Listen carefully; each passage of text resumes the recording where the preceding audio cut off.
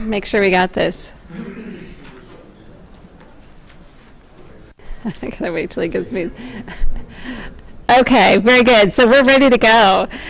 So I want to welcome everybody and thank you very much for coming tonight. So that way we could have this discussion here and have everybody present, so that way everybody gets to hear all the same information. I want to do introductions first to say, so tonight we have our CEO, Jerry Gimmel, with us, Parks Director, Doug Chase, our County Road Engineer, Chad Coles, and Operations and Maintenance Superintendent, Bob Keneally, and then my executive assistant, Jim Brown, over here. So a lot of you, phone calls that have come in or emails, Jim is my point man, and so, yes.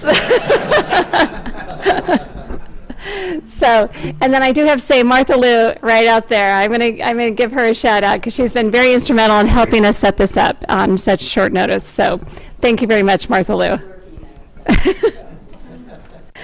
So I'm going to kind of go through the housekeeping items, and then I'm going to turn it over to the experts here. So we kind of have planned from 6 to 8. When we get to the question and answer point, we're going to kind of shoot for about 3 minutes. I'm not going to set a timer, but we're going to just kind of shoot so that way everybody has an opportunity to talk if they want to, which is kind of how we run our public hearings. This is being recorded, so that way, if anybody wants to see it that is not here, any of your neighbors, it's going to be on our, let me just make sure, on our website at SpokaneCounty.org and our Spokane County TV on YouTube. So that way then, you'll have the opportunity, if you thought you heard something and you weren't sure, you can go back to that and get that information, because we just want to make sure that we're clear with that. So I'm going to turn it over to Doug to let Doug talk about parks and kind of what's going on with the Stevens Creek Trailhead and other areas around there. Oh, you're fine. Sure. Does that work better? Maybe. Okay. We'll see. All right. Good evening, everyone. Thank you for the opportunity to provide a little overview regarding the trailhead. I think certainly a component of the discussion up there at Stevens Creek. So I thought I'd chat a little bit about our trailhead and a few other projects that are in the works that you may find interesting, that we hope will have perhaps a positive effect on some of the challenges up here. So with that, just a little overview. Okay. And a little timeline. Actually, the Big Rock property, what we refer to there above Stevens Creek, was one of the first properties back in 1994, before my time, in our Conservation Futures program that was identified by the Evaluation Committee for acquisition and nominated.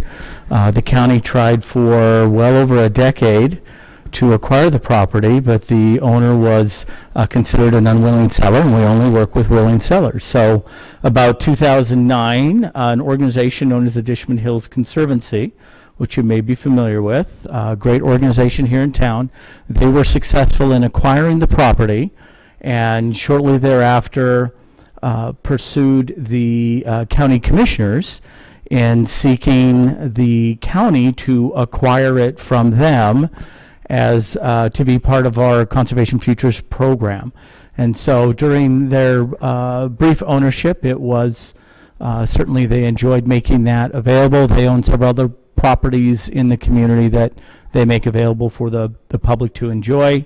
In this case, you can see there was a long time goal for the county to acquire this, and we felt we'd be in a little better position to there. Okay, feel like in and out. Okay.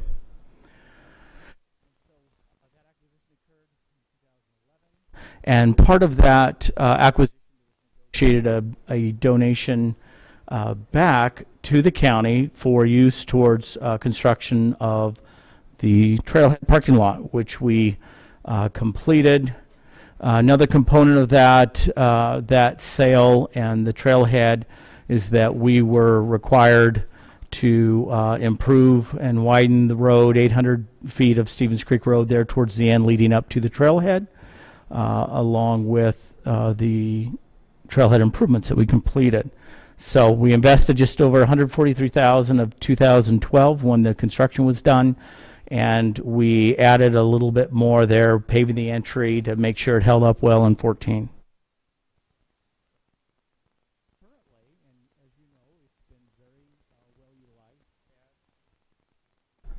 Chad has some numbers he'll share in his, as far as traffic and that sort of thing. He'll talk about that. But it's a well-enjoyed trailhead, and we've had some concerns brought to our attention from the community. So one of the things that we've worked on in conjunction with Commissioner Kuney is to fund a pilot project for the trailhead up there that will involve 3 different cameras. One's a license plate camera, one is a high resolution called the PTZ camera where everything will be recorded. I think per statutes and so forth, we'll essentially have to be able to have 30 days, I want to say 30 days worth of 24-hour recordings. And so this investment is very significant in that it will be able to be accessed by the sheriff's office. They have a division that deals with film footage. And so in the event there were to be something undesirable or negative, a break-in or so forth, they would have the ability to go back, access this camera footage, and be able to utilize that hopefully to help resolve or solve a crime. So this is something that we do not have in any trailhead or in any park in our entire system. So we're pretty excited to be able to complete this investment, and hopes that it will help, of course, reduce crime. That's the prevention is the overall goal, but between having a license plate reader and a high resolution, we really hope that the results will provide law enforcement with what they may need to help make a difference. And so you can see the 4 poles. There'll be LED lighting to help the effectiveness of the cameras and what they will pick up at night is part of that. And the 3rd camera is a webcam. And this is something new we've learned from our friends in Colorado, of all places, where they have had some success with installing webcams in the various trailheads. And they utilize their website and other means to encourage visitors to check the webcam first before driving up. So by looking at the webcam, if the trailhead is full, then they're encouraged to visit other sites, other trailheads. And so we also hope to eliminate congestion or reduce congestion that may be occurring up there by encouraging folks to look at the webcam. And we are looking at one other site I'll talk about here later with the webcam idea in mind too. So this is underway. We're about halfway done. We were a little delayed. We were hoping to have it done, I want to say, by the end of June, but we had a small challenge with one of our pools holding water. So we were a little bit delayed here this spring.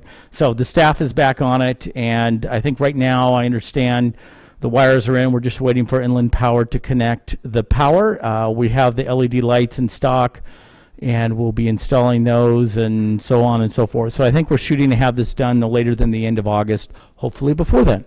So this is something new that some of you may or may not be aware of, is in the works right now.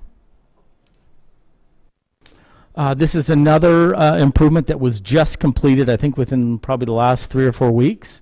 For those of you that have had a chance to visit the trailhead, you may recall where it starts, there was like a tank trap there, very concerning to the fire district, among others, if there was ever a need to respond, emergency management or vehicles. Somebody lost, which can happen. The trailhead can serve as a staging area for law enforcement or search and rescue folks. And with this new gate, we'll be able to allow and improve access for those vehicles. And there are a few property owners up there. So again, this was just completed, and a good investment in trying to care for the property and have it safely accessible. Okay. So I want to talk real quick about some nearby projects that are in the works. So the The blue triangle, of course, represents the Stevens Creek trailhead, so you can have a perspective of location as I'm chatting about these here. And so Glen Rose Trailhead project we're going to talk about next. And so here's the design. This should add an additional 20 car parks. It is halfway under construction right now. It's about halfway done. They're hoping to have it fully completed here, I want to say by November, complete with some of the hydro seeding that will need to occur. This project, again, if we were to look at the intersection of, say, the Palouse and 57th, we understand by our feedback that a lot of the users of Stevens Creek enjoy traveling from Spokane South Hill there. And this site is, I want to say, about 4 miles from the intersection of 57th and Palouse Highway. And again, I think you just saw the... And this particular project, we're really pleased in that it was originally slated to be done with a time frame of 2019, 2020. And again, as a result of input and concerns, Commissioner Kuney was able to help escalate the time frame for funding. And so we're really excited to be underway right now. Again, we're looking at November, and we really believe that this trailhead will also help alleviate some of the use and pressure that's currently visiting Stevens Creek. So our goal is to not have any one trailhead loved to death. We know this is a very popular one, and so we're working to provide other nearby alternatives and options for the community to visit and to hike that will serve the population in this area. Okay. Again, in the graphic, it's on the other side of the hill, on the valley side. We are looking to begin planning the next future trailhead there in this fall or spring of next year. Micah Peak, if you recall in that vicinity map, Micah Peak, we finished this trailhead in 2015. We've had great recent success with obtaining grant monies to help us develop the trail system up there. So that signage, that's the trails themselves. We received a fair amount of grant money in the last round, and this is currently underway right now. And with the trail development scheduled to be completed next year, we'll have a lot of it done this year. And so with that, again, we hope that and anticipate as those trails are developed and improved, this site may also help take some of the pressure off of Stevens Creek. So these are just a few projects that are in the works right now, underway in this area that we hope will help accommodate a lot of the users that currently visit Stevens Creek, as well as measures that we're taking to try and help mitigate some of the current use at Stevens Creek. So that's a quick summary. Thank you very much, Doug. And we're going to have Chad. So as you can see, since I took over as commissioner back in October, we have made a lot of progress in helping move the Glen Rose Trailhead forward, getting the lights, addressing the issues that people are talking about, some potential crime that's going on. And so we've been working hard to make sure that we could take care of that, have the cameras there, so that way then law enforcement can see. And then also we think the webcam for citizens is going to be huge, so that way they can see if there's a lot of activity there. They know, okay, let me go look at a different trailhead, the parking lot's full. So we're hoping that that's going to help a lot, just in the use of the different trailheads. And so getting the Glen Rose one accomplished soon was a big priority. So I'm going to turn it over to Chad. Thank you. I don't know. I'll figure it out. Yeah, just try to You may stand notice into it. this is kind of set up to face the other direction, so we're working around that. Fortunately, I'm short, so it's not that big a deal. You guys can hear me? Okay. He's going to grab the mic. Oh man. now that these guys are done. Gosh, I want to go. Okay. Try that. Can you guys hear me? Perfect. Thank you. Oh, so I wouldn't get the feedback thing. Okay, so kind of the meat and potatoes of the evening is what's going on Stevens Creek. I'm Chad Coles, the county engineer. I've been in this position for 18 months, something like that. So we'll see if I make it through the night. You know, we'll take a vote at the end. So here's the history, or a brief history of the project as I researched it. I wasn't in this position when the project began back in 2012, but you know, we've done some research, and this is kind of the official record that we have in our office. So in 2012, the commissioners passed a resolution that really began the project for my office.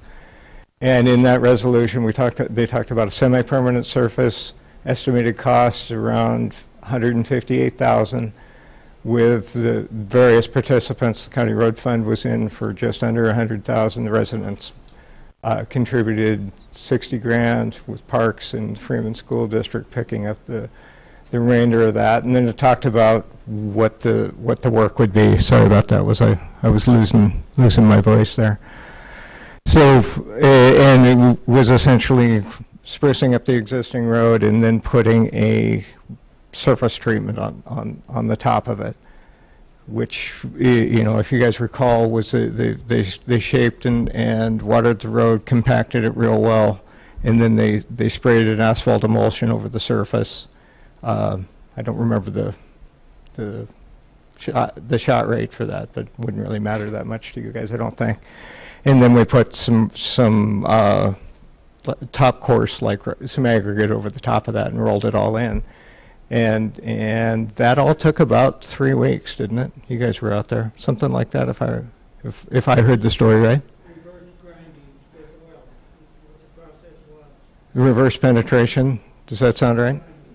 Reverse grindings. Yeah, kind of a new process for us. This was the very first time that we'd ever attempted something like that. So that was the resolution. In 2013, we did the work, got it all done, and final cost rolled out to about 203, which is why we estimate things, so that we have County Road Fund picked up the remainder of that, but we missed the estimate pretty badly for that sort of a project. But we're getting better at those things. We improve as we go along. And then we sent out a letter after all of it was done, kind of said, this is what we thought we did. Give us some feedback. Bob Kuney sent that out. All right, now getting back to, here we are, 6 seasons later, or 5.5 seasons later, with a road surface that is falling apart. It just absolutely is. You know, and you guys know this way better than I do. We've got some pictures, but it's due to aging. It was a light surface treatment roadway on a fairly steep grade, so we get surface tension, with trucks and vehicles accelerating up a hill. So it's not something that we haven't seen before, but it is falling apart. We're getting severe potholes. We're having some reports of accidents out there. We got to do something. So no surprise to you guys. This is just some pictures. This is actually last year. And in the meantime, we went out and did some asphalt patching and tried to extend the life. And what's happened to us is that, as you guys have seen, they just continue to grow, go away, and it becomes impossible to manage in terms of dollars and cents. So, we can't keep ahead of this and can't afford to keep ahead. Patching is one of the most expensive items of work we do because it's small quantities. And there's just nothing to tie to. There's no structure there in the asphalt surface to tie a patch to. So here's the solution the only solution we can come up with. Actually, the first step in any solution is to take that existing surface, which is all broken up, has all those cracks in it, and grind it into the surface below and create at least a base. That, regardless of what we do, that stuff has to happen. Okay, now we get into some of the traffic numbers. This is I got my notes here. I think it was a count we took October of last year. Yeah, October 23rd, the week of October 23rd. So all of the numbers are associated with that week, including the trailhead numbers. The the numbers in circles are average daily traffic. The 440 is both directions, 440 vehicles in a day, averaged over a week period. So some days were more, some days were less. So that's the first leg off Palouse Highway. The next leg that we measured at the same time had 160. That's up above Sharon Road. And that was 160 vehicles. And at the same time, Parks Department has a continuous counter in the trailhead. And for the same data period, they averaged 74 trips a day. So you can kind of get an idea of where the trips are going. We lose a lot onto Sharon Road, at least in that week. And a lot went up to the trailhead, a little less than half of the vehicles. I do have to point out that, you know, we looked at a lot. These guys have a heck of a lot of data. I wish I had anywhere near that much data on the rest of my road network. But they have continuous counts.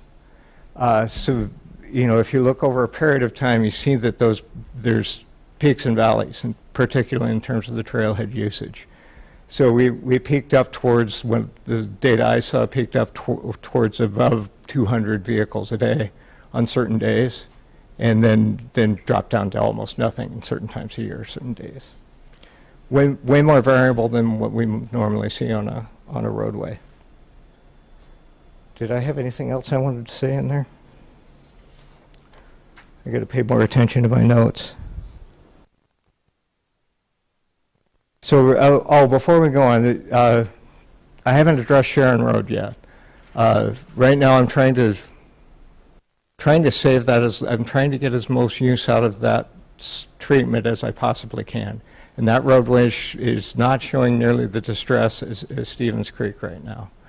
So our intention is, and I've kind of left this in the hands of the field crews as they're out there, but we're intending to leave that. We think we can get another year out of it. Of course, the last time we did that, we kind of got into a situation last year where we had a lot of potholes and had to spend a lot in terms of maintenance, but that's the gamble we're taking right at this moment.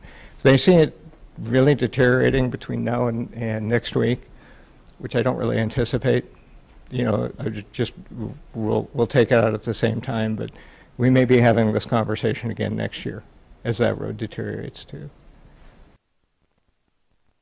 Okay, so here's the options that I see moving forward with Stevens Creek, since we're leaving Sharon in place. But remember, that's kind of a follow-on conversation.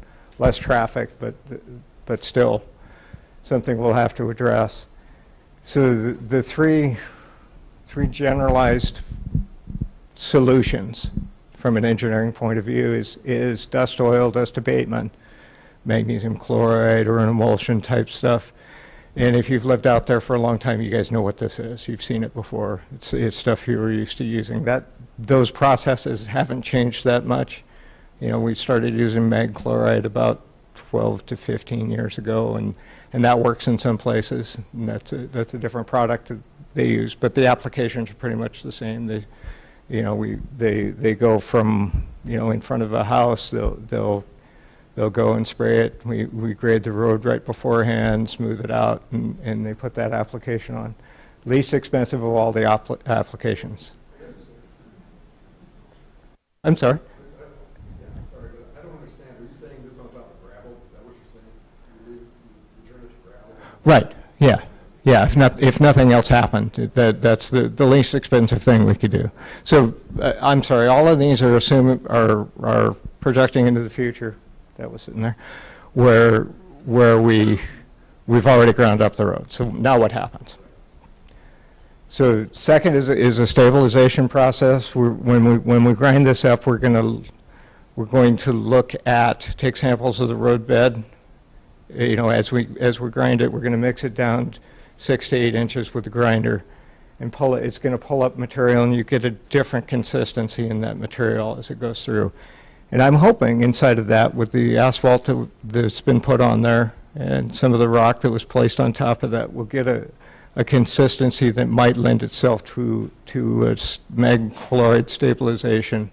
That process looks like going through, grading up the road, windrowing it, applying an application of magnesium chloride in the windrow, spreading that out, applying more magnesium chloride and compacting in place.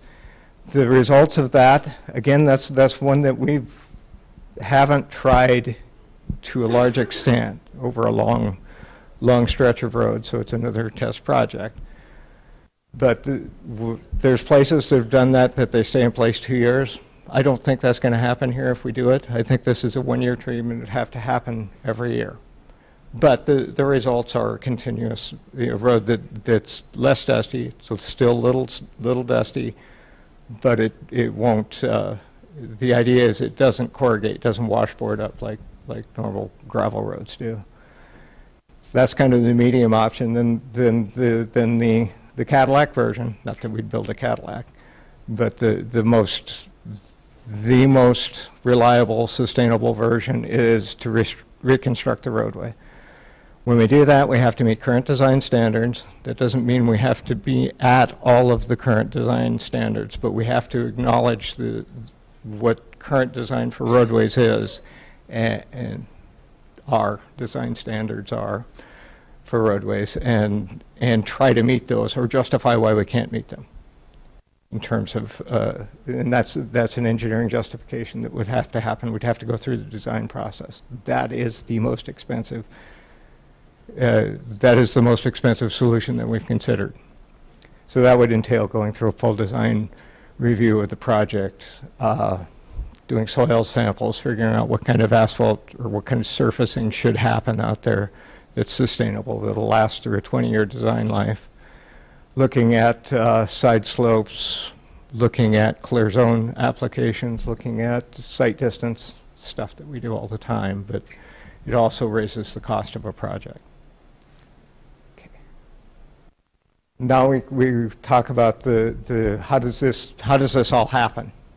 Well, the only mechanism we have to fund these types of improvements is a road improvement district, and that's generally put together. Well, that's put together in conjunction with the citizens.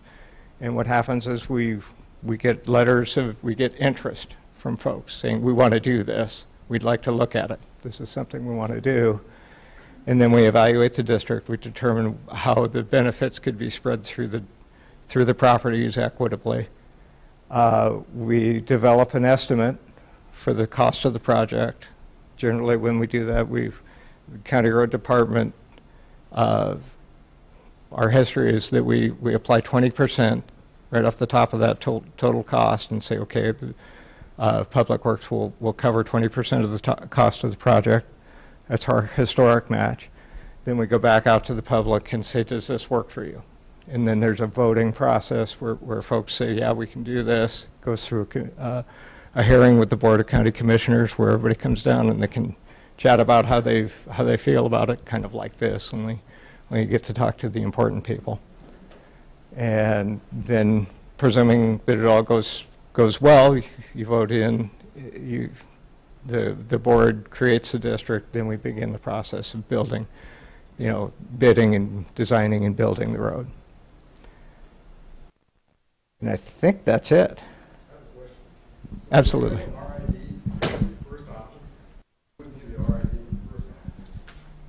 The dust oil option? No, and I should address that. Talk about how you fund each of the three.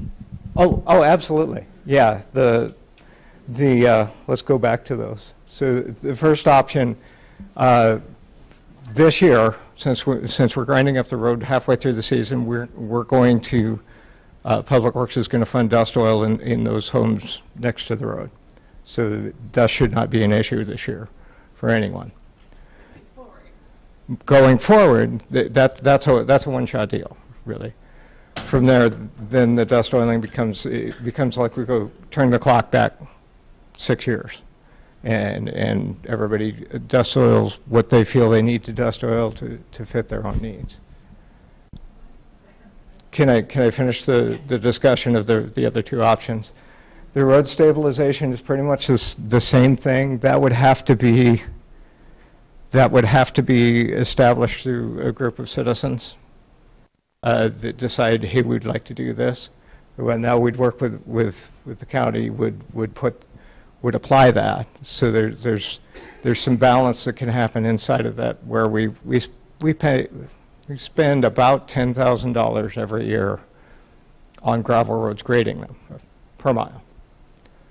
So inside of that, there's some contribution from Public Works. It looks like a balance to us, like we're not, it's what we would have spent on a roadway anyway. And then we talked about the RID in terms of the reconstruction of the roadway. So that's the third option. The only place we have the RID is the third option. Right. Absolutely. Okay, before we get to questions. Oh, Okay. sorry. So, oh, no, you're okay. So are you finished with your? I'm all done. That's Okay. it. Okay. So, well, just a second. So we're going to go ahead and do questions and answers. So that way then everyone can get, because I need to make sure that you have the mic so that way we get it recorded. But I think before we started, Gary, you said you wanted to, did you want to speak? Do you want to ask? Here, I'll beat them. People vote if the owners on the roof pave the road. Go ahead and repeat that. When I'm asking an RID, does that mean the owners on each side of the road would participate? So when we kind of hard to talk to the crowd like this, I'm kind of leaning over. But when we do an RID, we figure we determine a benefit district. So those folks, in the case of Stevens Creek, it would be all of those people that access their properties from Stevens Creek. They would. Oh, I'm sorry. Here. Take the microphone back, Gary, that way you can speak. You can't have the microphone in. So, right. So it would be everyone who accesses the road. So in Stevens Creek, it would be all of those people that's how they get to their house. So, well, they would be there too. They would be if they access their, they would be part of it, but it would also be the rest of those folks around it that would. People up on the mountain that don't own land by the road.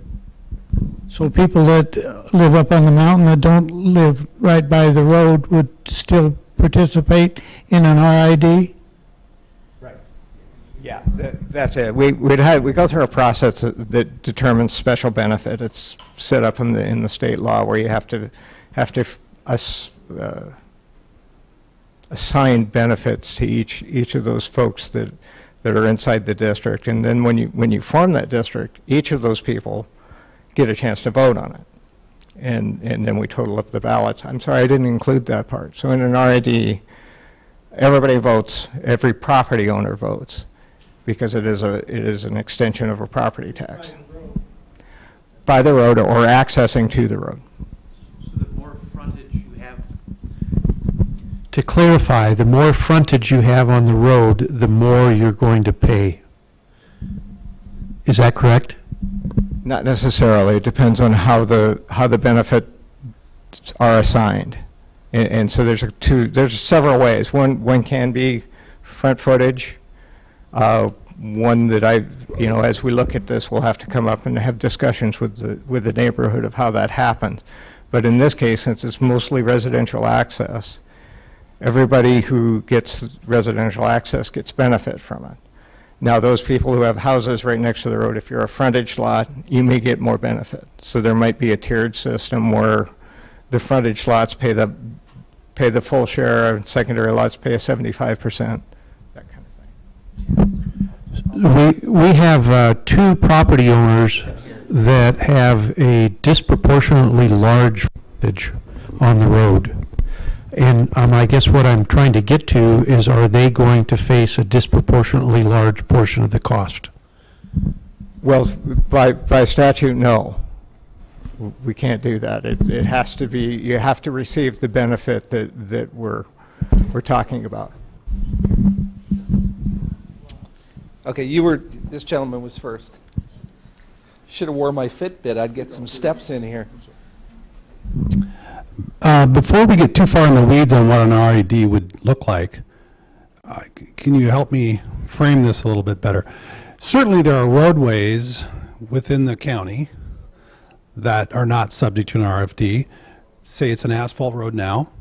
It's got increased traffic, so you opt to widen the road, improve the road, improve the road. You're certainly not going to landowners to do that.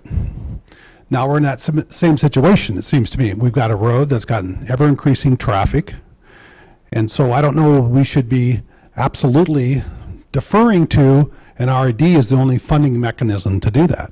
At some point, it is the county, which is still our money, responsible to maintain a road or quit issuing building permits, right?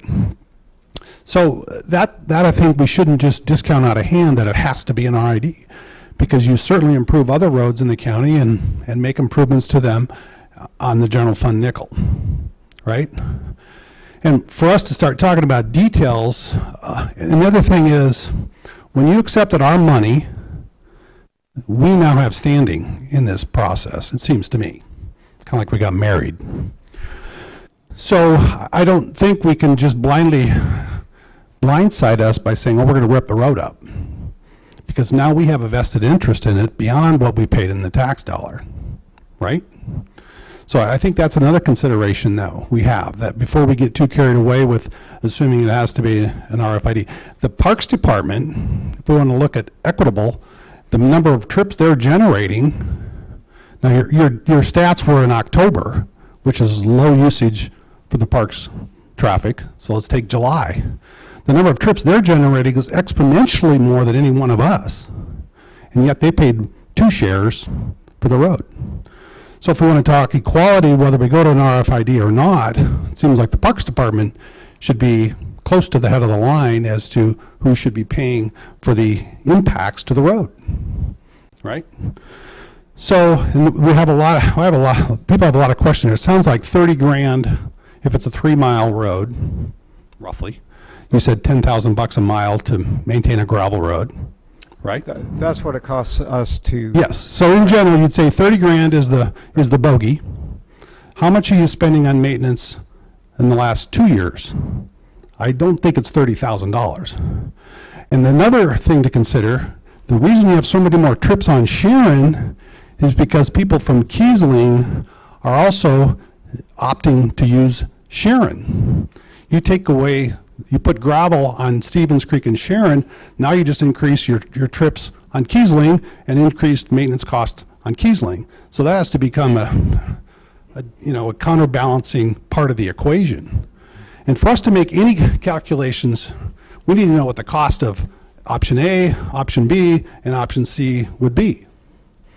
And that's, I know there's a lot of work involved in all of that.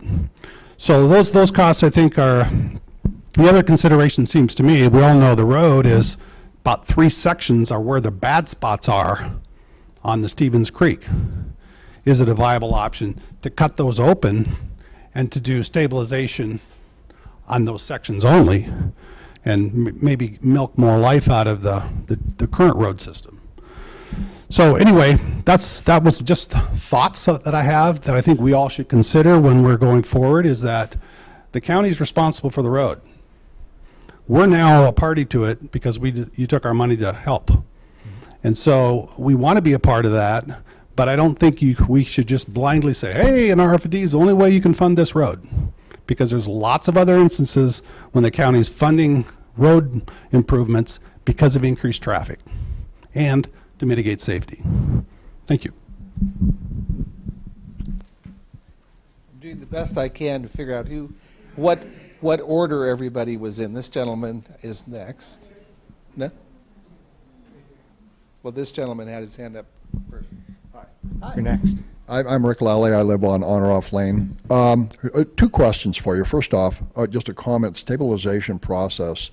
If you've ever been to West Glacier and taken the outside road on up the Flathead, North Fork of the Flathead up the Pole Bridge, you'll see that they've done that on that road. And before they did it, it was a disaster. Probably one of the worst gravel roads in Montana. And today it's a really nice road, and they didn't pave it; they just did that stabilization process. So, that looked good. Now, Do they do it over and over, or is it just one shot? No, they do it every year. Okay, I got you. My question is as an engineer, I look at that road and wonder about the failure. So the question I have for you as the head engineer is, did you guys do a root cause failure analysis on why the road failed so that we can understand why our money is no longer there and in use? Right. There is no failure analysis report. We have gone up with several experts and talked about what's going on there, and truly there's a whole bunch of things going on. Part of it is a drainage issue, particularly around on or off lane. You know, I know you guys have seen that. So there's a drainage issue that has to be worked on regardless. So that's part of that failure. There's a subgrade failure issue in that the supporting soils weren't protected. There isn't enough base there to cover it, so the foundation's there to get there. The other is, well, three main ones. There's other stuff all the time, but the other is that truly a light bituminous treatment, particularly in that test project.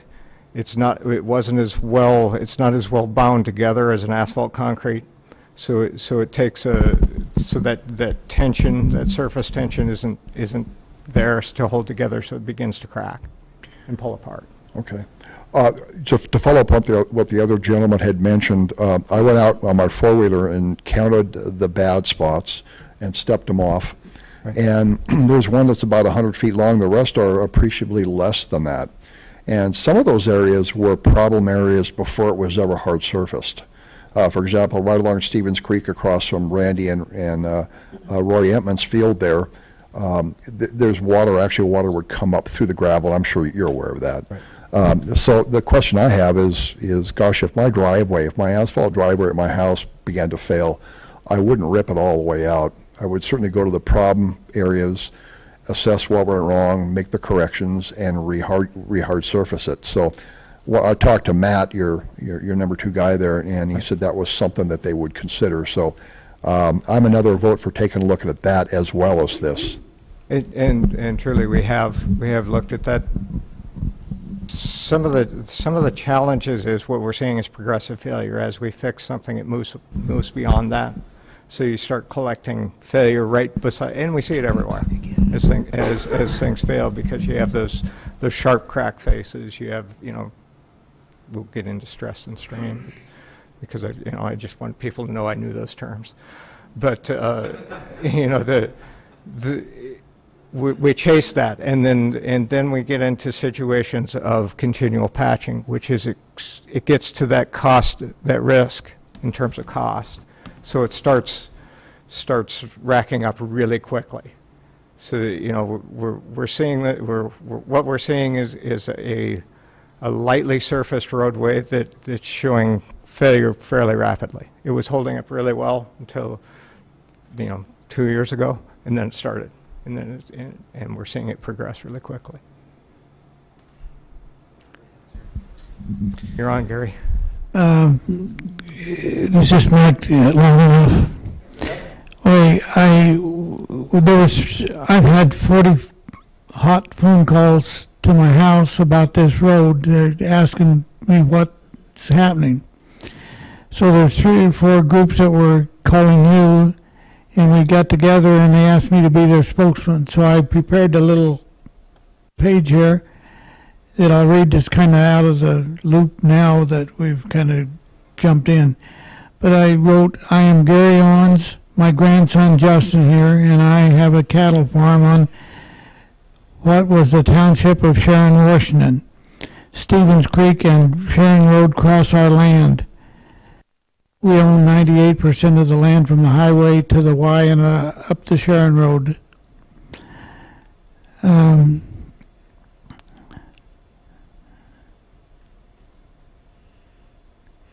I have Parkinson's, which makes me hard to talk, so bear with me.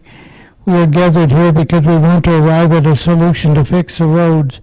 These people are really hot. So I wrote, we want to remain calm and civil in our discussions and work together to solve our mutual problem. Our first attempt worked well for 5.5 years, and I feel we got our money's worth. But last fall and this year it has fallen apart mainly because of the high volume of traffic that no one anticipated to the trailhead, and the fact that there's so many spots where it had clay underneath. We feel we need to go down deeper in those spots and remove the unstable clay and dirt and put a solid base of gravel and then pave it. The engineers will know what to do. We would like to explore the different avenues to see if money can be raised to do it right. A gravel road is the right answer now when we're in a pinch, but it is not a long-term solution. This is not an unsolvable problem. We would like the engineers to come up with a solution, present it to us, and let's work together to make it happen. Now, I can tell you this. In 1969, we bought the farm, and it was a gravel road. And a gravel road is a miserable son of a gun. I mean, it lasts about 3 days, and then you need to run a blade over it. Fortunately, we had Fred Shepard, the county grader, that did an excellent job, and he was just really dedicated. Then when Fred retired, we happened to have a road grader at the horse farm, and we had a lot of roads on that farm, and so we ran the road grader to the highway probably once every week, and sometimes as long as week to 2 weeks, we'd be down to the highway and back. Sometimes it'd be 3 or 4 days, but we had 2 blades. We'd take the blade off that was burnt for summer and knock the tops off and use a good blade to dig a little deeper. But we maintained that road for 20 years extra that the county didn't do it. So if you go to a gravel road and we don't have we need to buy a road grader because the county just got too many roads to take care of a gravel road. And it's miserable. So I can tell you that I would be against a gravel road because we've had a lot of experience with it. And you drive 5 miles an hour on a gravel road when it's bad. So don't keep it too long. Like you said, 5 or 50. Yeah, no, I think a number of us have. I used to live on a gravel road. I know Jerry does, and Doug does. So we know, and my phone rings a lot too. So I know the challenges of gravel road, and the level of service is nowhere near an asphalt surface road. I absolutely agree. I used to run one of those county graders on gravel roads. My area was the foothills in Mount Spokane. Ran grader for years. They are a pain. Then people get them dust oiled, and the logging trucks come down, and they hit the brakes, and they tear the heck out of it. And then you go gravel it, grade it again, and the people call in and say, you just graded up all my dust oil. Yeah, it's a pain. The pickups go bouncing up there, and people they move out from town, and they think they're on their freeway, and they go up too high, too fast. They're driving 50 miles an hour on that road, and they're going by our barn, and I've had cars slide sideways up to my tractor. They're crazy. They need to start learning to drive. Yeah. I agree. I get to see the accident reports. It was touched on a little bit about trucks. When you talk about the wear and tear, it seems to me, because we live where Gary lived for 26 years now, right at the corner of Stevens Creek and Sharon. And we see the trucks and the building permits, everything that's going on. And we, every day in our backyard, we're the ones who live right there where we see every single person right comes by us. Oh, yeah. And I'm talking about what kind of restrictions can go on. You know, it just went up, oh, it's going to be when we had a notice with lots of notice about something going on, it was about our speed limit going up. Does anybody notice that? Isn't that what that was? It went down a little bit. Well, a little bit. Well, regardless, the kind of traffic that's allowed on there and the weight loads, and I think that has a large bearing on it. That is a good point. Generally, our weight restrictions, we have to get services to people. So, we can't keep the UPS guy from delivering. We got to allow the school bus. But, in terms of, and it's not a destination route, so the through through trucks, it would be difficult, but we need, yeah, I agree with you. They take a toll. School buses actually are the worst. And actually, tour buses don't have. Yeah, they don't help at all. I saw that picture. How did they turn around? Who are these people? Sorry. Hello, I'm Aaron Riddle. I guess I wanted to start by saying the gentleman over here, I don't know your name, I agree with him jumping the gun, and the points were well made. It's difficult to follow Gary because it's Gary, but I'll try. So we moved up to on or off 2 years ago, right next door to the Lalleys. I don't feel like the taxes represent what we're getting in terms of a return on investment. Our taxes go up every year, right? And I have never lived on a road that's as bad as Stevens Creek. Now, in that RID, that's a forced taxation thing, right? We don't have an opt-out? I'm gonna sit back down so I can look at my notes. It's a vote by the district? But it becomes a forced taxation thing. So it's not like you can say, Yeah. right, with 51%, right? 51% of all the homes up there, so we could be forced through some kind of additional taxation to pay for it. That's that And then process. when y'all go over budget, no offense, but I've lived a few years, then we have to pay for it. Is the Parks Department going to cover their traffic load, their 38% off the top? 46% on upper. Okay, so are they going to cover the 46%? Because it seems silly to me. I don't think that we all got to opt in to saying we wanted that park up there. I stopped sending my kids up there when I found a hypodermic needle, you know, on the trailhead, and it wasn't for insulin shot, right? So just a few things to consider. I don't think we got to vote and say we wanted the park up there, but now we have to deal with the effects. That traffic load, to Gary's point, and the gentleman over here, that didn't come out of nowhere. And I don't think that we should be, if they don't have any skin in the game to go up and climb rocks and smoke weed or do whatever they do up there, which it's legal, I guess, but I don't want to pay for that, right? If they're flying up there in their Subarus or their F-250s and having a big kegger and stealing little old ladies' four-wheelers, that's not cool. And you're going to catch them after the fact, and they're already going to be back in Idaho or wherever they go back to. So there's, yeah, probably the South Hill, yeah. I used to live on the South Hill, so don't get mad at me for that. So, you know, when you guys consider these things, have you thought about limiting the park or putting up a photo of the park showing it perpetually packed when you guys put up this webcam so people don't go up there? And the reason why that would be nice is because then the road that you put up there, whatever you do, put up there, I'm not naive enough to think that I have any choice in the matter.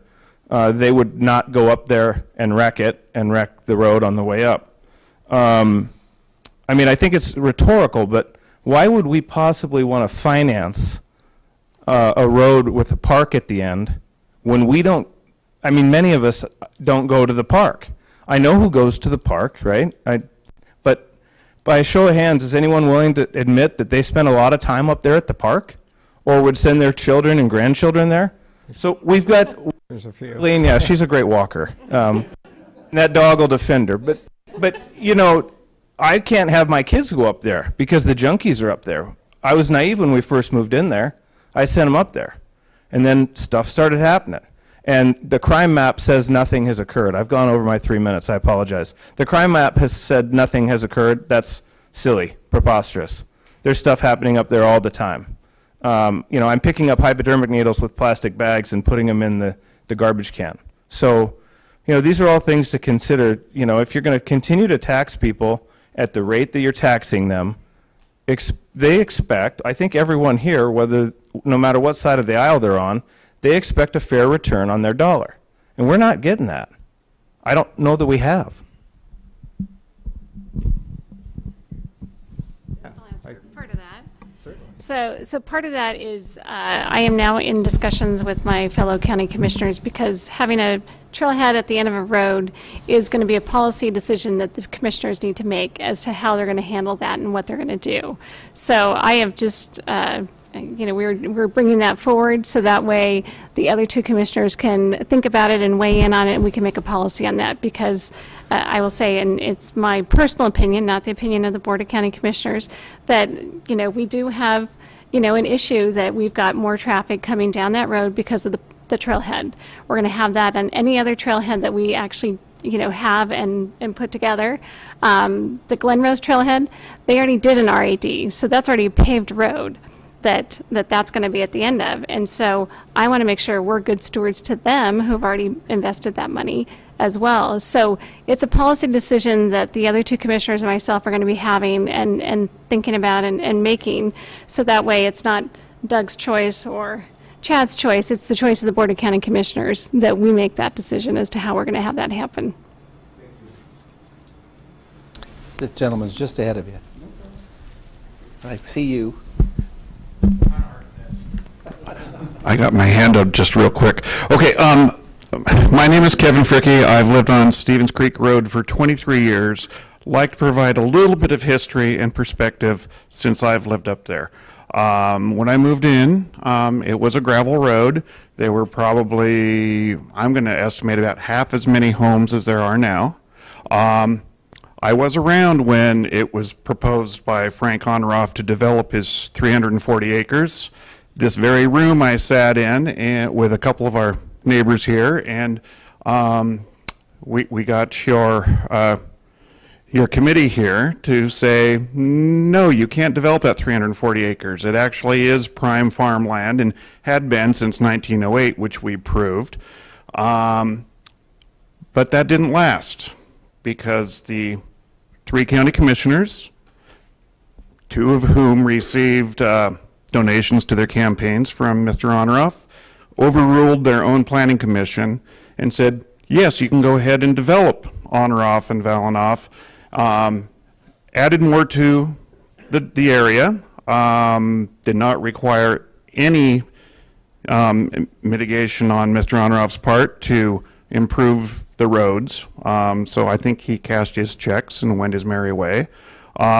So that was the first occurrence. Now, 5.5 years ago, 6 years ago, whenever we were talking about this, I remember meeting in Gary's living room and having people from the county coming out and saying, okay, well, if you do this, you're going to have your paved road. And I very pointedly asked the question. I said, we'll have our paved road. Who's responsible for maintenance of our paved road at that point? And we were told, and others in this room can tell you, we were told the county is responsible for maintaining that road. So with those things in mind, I want you to know, Commissioner, that in the past, the county has not been a good steward, and they certainly have not taken care of their constituency in that area. So just want to make sure everybody knows that. I look at these numbers as far as the Parks Department, and they paid the same as 2 households. They paid 1,500 times 2. They paid $3,000 for that road. Look at the usage. I just did some quick math. I'm not a mathematician anymore. I did well in school at Freeman, by the way.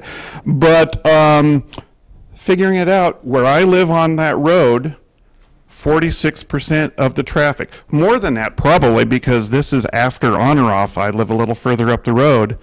So I'm going to say well over 50% of the traffic that goes past my driveway is generated by the Parks Department.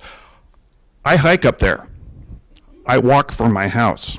The only road usage I have north of me is my dog and I walking on that road. And no, I don't go into that parking lot either because I know how scary that parking lot is.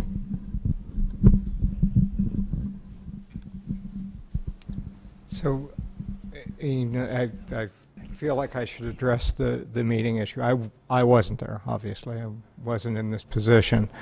The conversations I've had with people differ a little bit. The documents that were signed, that we pulled up were different. But, and we could argue about that. I don't really want to. But, I think in the end, if you look at the numbers, how much was spent in there, the county put in $100,000 into that project. Maybe even a little more than, actually more than that, $130,000 out of the county road fund.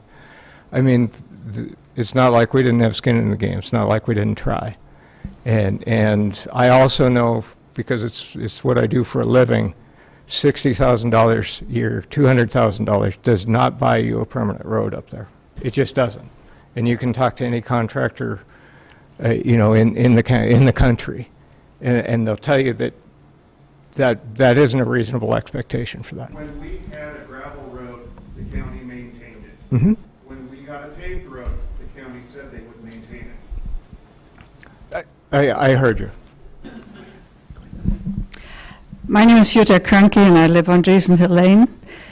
First of all, I do use the trailhead occasionally, but I can also walk from my house, and I hike a lot up there. Thank you, Doug. It's a great job. We're very appreciative of putting in the cameras and the lights and all of that. I think that will help greatly. As to Stevens Creek Road, I agree with the gentleman who talked ahead of me, and certainly with Gary, that something more needs to be done. And I hope that the county will continue to work on that and look at option 3 for the future. I have a question regarding option 2, stabilization process. Yes. Is that something you're planning, you have on the schedule, or is it just the sky? It's something that we're talking about doing. We would need support from, we would need financial support to do that. There's nothing in the budget for that. And, you know, in terms of, I don't know if you guys really want to look at our budget and understand really where our money goes, but I'd love to have that discussion with you. It's probably not the right time and place for that, but we could go into that. You know, I will say, if you look at your tax form, the smallest dollar amount goes to the county road fund. Smallest dollar amount on there. And we have 2,500 miles of road to maintain. So we're not perfect, but we try really hard. Okay, just before I end that, just want to say, this is a major problem for all of the residents, and we hope that in the future you continue to work with us, because we're not going away. This is on the schedule, and it will be until it has been fixed. Thank you. I think we heard that one really, really clearly. I don't know which one of you guys raised your hands first. All right. Hey, it's Michael Rasmussen. We live on the end of Sharon Road, and as a retired disabled veteran, I have severe lung issues, and in the short years since it's been paved, I've noticed a significant hike in my health. Everybody's talking about financial cost, physical, how you feel, all that. I mean, just this is the slowdown that I get sometimes. I apologize. Health cost. Like I said, since it's been paved, I have noticed a extreme upswing in my breathing abilities. So we're all looking at financial. What about the physical side of things? It's just me putting my 2 cents in here. Okay. Really good point. Yeah, I'm Brian Schulteis, and I live on Stevens Creek Road, and we moved there 22 years ago when it was a gravel road there, and you know, it did get washboarded, but I didn't mind the gravel road. In fact, we moved in partly because it was. I hate to follow you because I'm pushing, yeah, but I wouldn't mind seeing it go back to gravel. I mean, if the county could maintain it better than it did, because it did get washboarded, I wouldn't mind seeing it go back to gravel. You know, especially if you get dust control on there, then that covers that dust issue. But the cost is less. You know, this has been this road, it did disintegrate bad this last year, but it's been disintegrating every year. It's just that you guys kind of quit fixing it this year. A gravel road slows down traffic, and the traffic on a paved road comes down that road too fast. And with all these cars coming down, that's a safety issue. If you put guardrails in, then people would just go faster. This road should be a slower road than it is. I think it should be a 25-mile-an-hour road. And so I would like to see it go back, and if you guys could maintain it better, then I think we'd have a good road on our hands. And it would be wider. You know, as you go up Stevens Creek Road, it narrows and the ditches are deep. It's dangerous up there. I did a couple jobs up at the upper end of that road, and man, you know, you have to pull over for traffic on the top end of that road. You got all that traffic up there. It's not a good deal. So if it went back to gravel, that would be fine for me. I have another point. We have a stop sign at the end of Stevens Creek Road, And that's a problem because I drive a van and you can't look up. You got to crane your neck around to see up Sharon. I don't mean at the end of the road. I mean at the intersection of Sharon. You got to crane your neck around to see the traffic coming down. Traffic with a paved road, a lot of times, is barreling down that road. You got to punch it so that you can beat the traffic coming down because you can't see that far up that road. If there's a stop sign on Stevens Creek, there should be a stop sign on Sharon. There should be 2 stop signs, or 1 stop sign on Sharon, but there shouldn't be 1 stop sign on Stevens Creek. Yeah, we've heard that conversation a lot, and actually I've heard it on all sides. I think we started out with a stop sign on one leg, and then it moved to another. But it's something that we're reviewing right now, seeing if we can come up with something. My ideal would be to increase the sight distance so that people could see. Yeah, you know, I've got to pull way up in the intersection to even see up there. Yeah, past the stop sign. Right. Yeah, no, it's. I've been there. I've seen it, and I've heard a lot about it. I'm Sonia Rasmussen, living up at the head of Sharon Road. Sharon hasn't broke up as bad as Stevens Creek, although up where we're at, when the plow came through and broke that surface up by our place, it started to break up. Okay. And then this summer, when they built that house up above us, those gravel trucks on many days were going every 2 hours, and it just pulverized it up there. On the stop sign down on Stevens Creek, in the wintertime, when you try to get up Sharon, if you have to stop for traffic coming down Stevens Creek, you cannot make that hill, and I have to go clear back almost to the highway to get turned around and get a run at it. And yeah, it's a problem. We've got a funny story like that up on Deer Creek Road, but we'll talk about it later. It involved many people trying to get me out of a ditch. Yeah. Yeah, that's why we like it, though, I think. Hi, I just, regarding the stop sign there, I believe the reasoning for the stop sign in that location is because in the winter it's harder for cars to slow down on that steep hill to stop at a stop sign. And I believe that was the reasoning I was explained for that stop sign being placed on the other side. Also, I wanted to point out that you had mentioned, you weren't there for this whole thing, but you've reviewed the paperwork. This letter is dated after the fact, in which it states that the county would maintain it as a gravel road. Right. I didn't see that anywhere in the contract itself where it stated it would maintain it as a gravel road. So stating it after the fact is kind of a little underhanded, I would think. Done intentionally. It was meant as a clarification, I believe. But the people at the meeting did not get that understanding of the events. They had the understanding that it would be maintained. Also, if it were returned to gravel, he suggested that if the county maintained it, returned to gravel, the county didn't maintain it to the people's standards. The people did. Gary already explained that the people had to grade the road.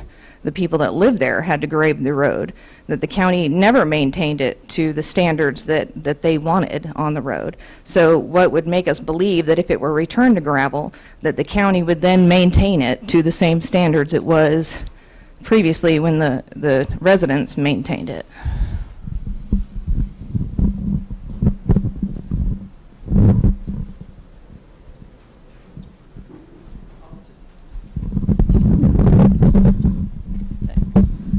This is Nicole Floyd, and I've been up off of Sharon Road on Mountain High Lane for about 15 years now. So when we moved out there, it was gravel and it was awful. Was very pleased when it actually there was an attempt made to make it more stable, and it was in connection with, well, we're going to make this public and we're going to open it up to all those people, and this trailhead is going in, and so, oh, by the way, you get this great road. Fantastic, and we chipped in money to do so. We never thought that it would be this way, and I'm sure you didn't either. I think it would be helpful for me, just with this room full of people, because I feel like we're kind of in a rat hole right now, just to get an understanding of how many. I've heard one person say they wouldn't mind it going back to gravel. Does anybody else feel that way, or do we all want it to be a solid surface? Solid surface. Solid surface. Okay, so there's step one. We do not want this to be gravel long-term, period. What I'm not seeing here, so that we have any sense of what this is going to look like, is any sort of estimates. Right. I mean, I'm a CPA, so I need numbers. I need to understand what this means. What is it going to mean to us? What is it going to mean to the residents? And how much are you guys going to pick up? Right. So I don't have a solid number. That takes, you know, we have to go out, we have to do soil samples, we have to do a survey of the roadway to understand and document the deficits in the roadway. So we've got a lot of work to do. As a gut check, because we do that all the time, it's somewhere in the realm, when we've done this in the recent past, it's somewhere between $450,000 and $750,000, depending on how much work needs to be done to the road to bring it up to standard. Big range.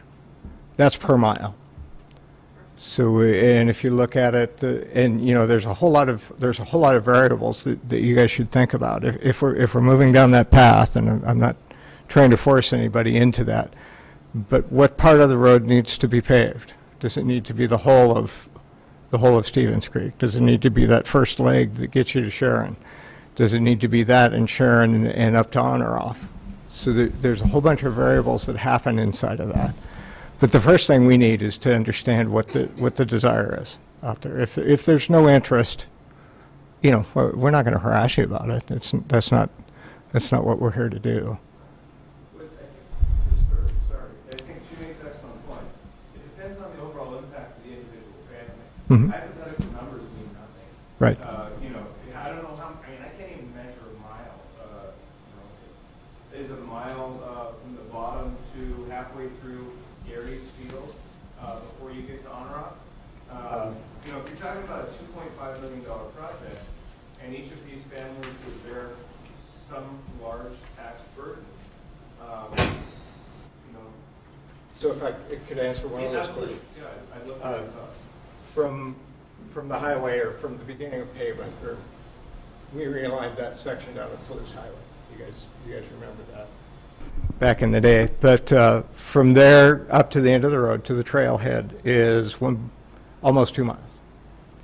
That first section to Sharon Road is 0.6 of a mile. So about a half. So $2.25 million. Because it's a government project, so let's go with your higher number. So Well, $2.25 million. This isn't NASA. and so, you know, we, well, and it's never in my benefit to be low bidder. So, you know, I never hurt myself. But, you know, I do throw in some caveats. So the process is, we get to that number, and we get to that number with some guarantees to the property owners. This is the limit of your liability. So, you know, it's not an open checkbook. I'd love to see it penciled out, and then, you know, let me ask this. I mean, I know there's some folks that like walking up there. Is it totally non-negotiable to just close the park and have it local access only? Because if it was up to me, I'd have a gate just off of the Blues Highway. Residents only. And you all laugh. It's the first thing I thought of once we moved up there, and I looked around and I thought, the road sort of stinks. We can't get you on tape. We need the, I'm sorry. You jumped in. I'll take it.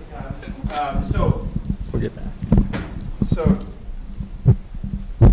okay, so the question was, is it completely, because there's a few of us that use the park, but is it completely non-negotiable to just close the park and then fix the road? And that way the people that pay for the road can drive on it.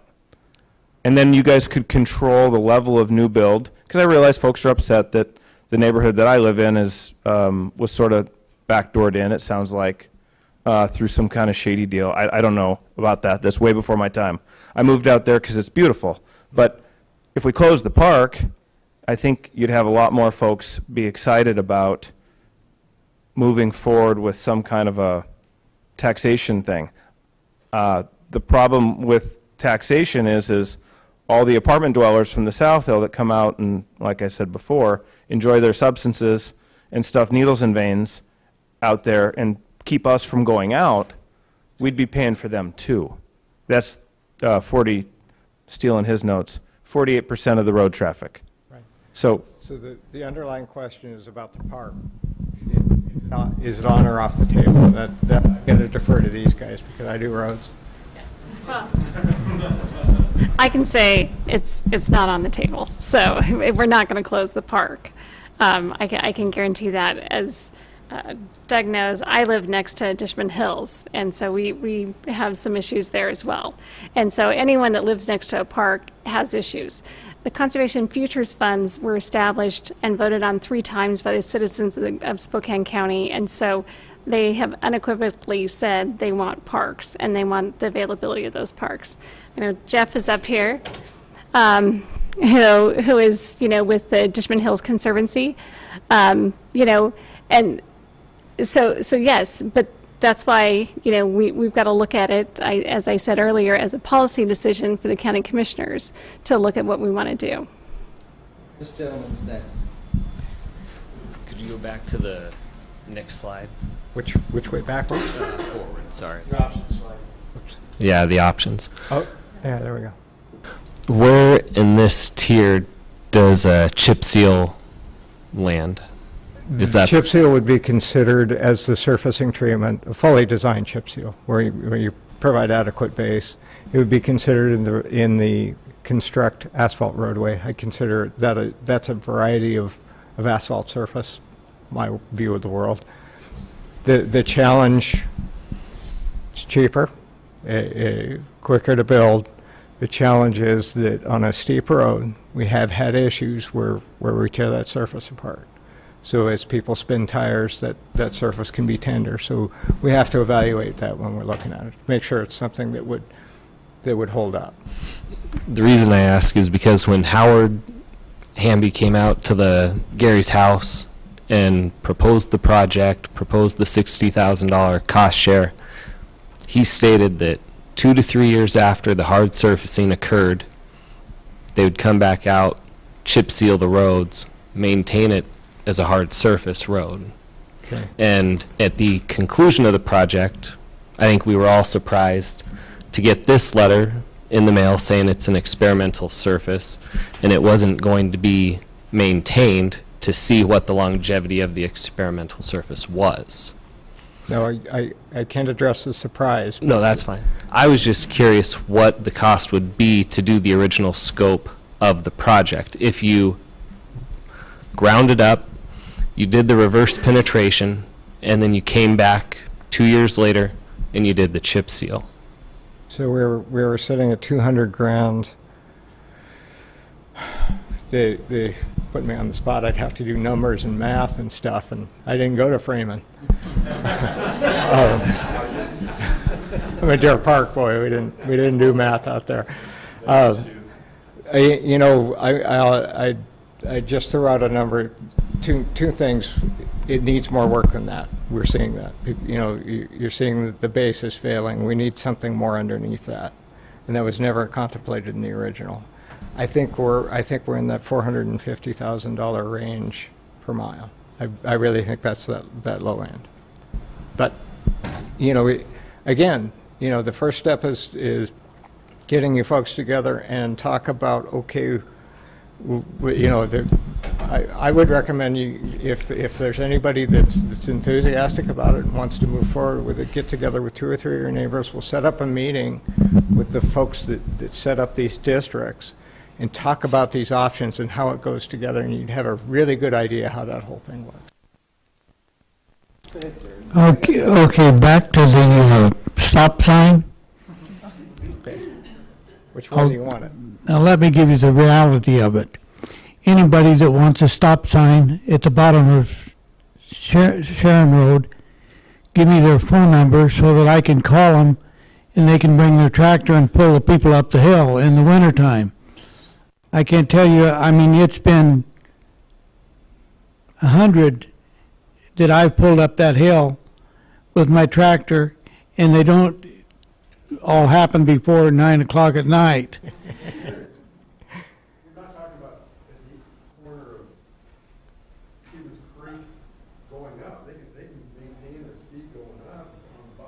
Coming down. If the, It's coming down. when you're going up, it's coming down is dangerous to stop with a truck and trailer. Going up, if you have a stop sign on Sharon and there's the right of ways on the Stevens Creek, and you're trying to go on Sharon, you got to give the right of way to the guy coming down Stevens Creek. If you got to stop, you're not going to make the hill. I would postulate that this is probably the least of our problems right now. But, you know, I really think the solution is to get sight distance there. No kidding. That's the absolute. So if it's, They can't make the hill, they park in my barn place, they park in my driveway, and I mean, we've had, in bad winters, back in 90 and 92, we've had full in the driveway. Oh, I believe it. We'd take them, pull them with the tractor up the hill, so you got a real problem with the stop sign at the bottom of Sharon. Don't do it. so group, I have a question for you. A lot of folks that have already talked have their hands up. I've got a couple of folks that haven't had a chance. Is it okay if I let them speak first, the ones that haven't spoke? Is that a consensus? Okay, thanks.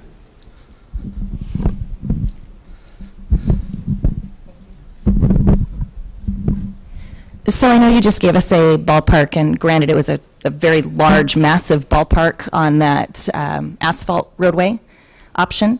I'm wondering what the cost difference would be between that, again, ballpark, and your stabilization process that you're proposing? The stabilization is probably in the $60,000 range. But remember, that's a yearly thing. An annual.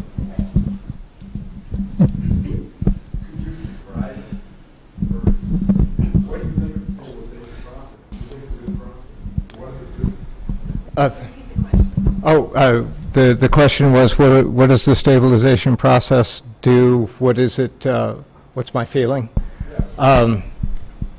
It's one that we haven't had enough experience on for me to feel really good about. It's also one. What it does is it provides a bit of a binder for the rock and dust particles to hold together so that the road doesn't corrugate and not as much dust comes into the air. And it uses the magnesium chloride uses the moisture in the air to keep that action going so it lasts through a summer, which is really one of my biggest concerns right now, particularly because we're seeing a lot of we have 1,200 miles of gravel roads, guys, and we know we can't provide a really good level of service through this time of year, and it doesn't feel good. Just can't afford it. You know, and there isn't anything that we have in our toolbox that gets us there. But this is a potential. This is one I'd like to try. As a matter of fact, I proposed it to the board this last year during our budget hearing. Would you like to see this tried on Stevens Creek right now? Not necessarily on Stevens Creek, because this is a challenging road. You know, it's steep. The materials may not be right, but I think it's one that we should consider, at least in terms of you know, there's a lot of moving parts. Doug's got some more parks going in the way. You know, nearby it might reduce the volume of traffic up at the other end. It might kick the can down the road for a bit and provide something that we could use other places. So, Chad, are there any other roads in Spokane County that has that surface? Oh no. This is, again, presuming that we've ground up the road, right? So it's. But have we done any other roads with the Magnesium chloride? No, we haven't. I'm sorry. Yeah, I wasn't. Jim Tippett, as far as the stabilization process, is that something that you could do while you're grinding the road to save some time and money? And is there money in the budget for that? Yeah, no, there's no money in the budget, and it's one that we could do. You know, we've talked about it a lot and kind of rejected it based on I don't know what the material is going to look like after it's ground up. We need to sample that to be able to adjust that process and to give it the best chance of success. The next question is grinding the road going to happen? We're not going to discuss this anymore, and they're going to start in on it next week. The grinding the road needs to happen. Yes. Okay, so they're going to grind that from the old Police Highway to the trailhead. Right. Do we know if there's any grant options for? I see all the money that you've raised for the parks and these parking areas. Is there any grant options to get the road fixed? And that gets to kind of the budget stuff. There isn't, that I'm aware of. Doug may know more about this, where it's tied to a park. There isn't any funding sources that I know of that will touch a local access roadway. Okay, and then one more, the grading. How much does grading cost per mile per month? You know, I don't have that number. We graded, presumably we graded 4 to 6 times a year on Stevens Creek in the past. That number totaled up as about 10 grand. Didn't break it down to a per mile cost. I have that. If I had my computer, I'd pull it up for you. Be a hero. So it was mentioned that the whole of Spokane County voted for more parks and recreation, for more parks. Then I guess my question happens to be is, why isn't the county fund then responsible for paving Stevens Creek and doing these road improvements if it was the whole of Spokane County that voted for more access to more parks?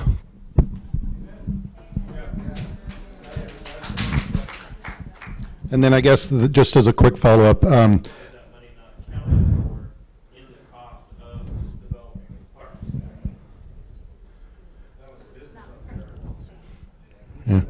yeah, I just wanted to know, so as of now, the road is being returned to gravel, is that correct?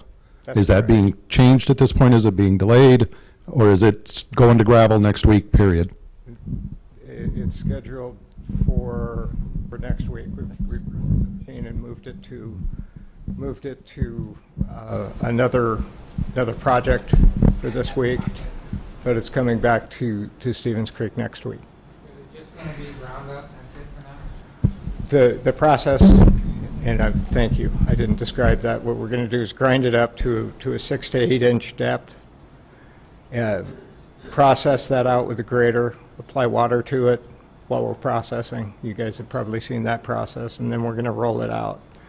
And then I've scheduled, again, because for this year, because of the timing, we're considering this taking away dust oil. Okay, for folks, we're going to come back in and probably, depending on how the road surface behaves, in that next week, to dust oil. 200 feet in front of each house, 100 foot each side of each driveway. Okay. Okay. Just in case, what Chad just said, just so I want to make sure everybody understands the rationale. Where I live on my gravel road, we as a neighborhood oil our roads and have for 25 years. We're on the list for RIDs, by the way. But the rationale behind, because of the time of the year, we were able to get our roads dust oiled in May. And now it's almost August. You folks, even if you decide to do it yourself in front of your house, most of the season's gone. That's the rationale behind it. Okay, I'm Lyle Rasmussen. I live up on the corner of Big Rock and Sharon. I just want to bring up the fact that when you grind that up and put it back to gravel, you're going to have people in the creek bottom down there, because that's going to turn into marbles, and they're just going to be going off the road down there because nobody's going to slow down. I mean, I watched that traffic going up to that hill. You grind it up and you put gravel down, they're going into that creek bottom. It happens enough in the wintertime, but I guarantee you before the first snowfall, you're going to have people down in that creek bottom rolling cars. It's just a fact. Which hill are you talking about? I'm sorry, I didn't track with that one. Right where the potholes are. Yeah, where the worst of the potholes is, you got that turn there. They tried to slope it away from going over the side, but I guarantee when you go back to gravel, you're going to have people going over that hill. Try to get that. We tried to get a super in there. 59 of them went off. Yeah. That's why you leave the gate open in the winter. You don't have to fix the fence. Yeah. That's the sequence. I imagine a few went off even the last few years. We keep talking about the budget. I'm Kent Clausen, by the way. I think we're looking at the wrong budget, okay? We're looking at this year's budget. I'm not surprised you don't have a few $100,000 sitting aside for Stevens Creek people.